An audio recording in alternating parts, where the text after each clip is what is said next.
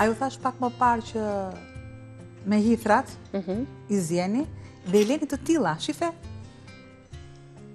I leni të tilla, derisa të krijohet ky lëngu që është kaq I errët.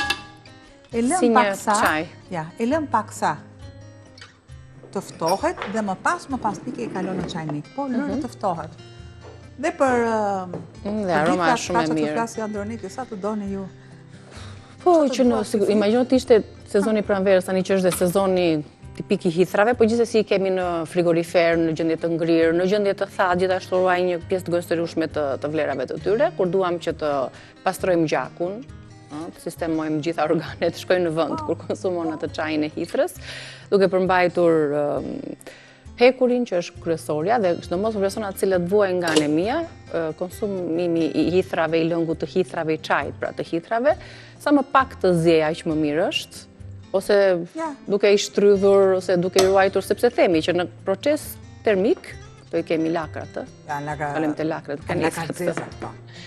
unë pasi një pjesë të vlerave e kisha fjalën në procese termike, gjithsesi duhet gatuhem pa të I konsumojmë. Ta shtoj këtu te çajniku ynë këtë çajin e hithres, ta kulloj me një lugë. Mund ta shoqërojmë me lëng limoni apo jo Albana që të na përthithet më mirë, hekuri që përmban hithra.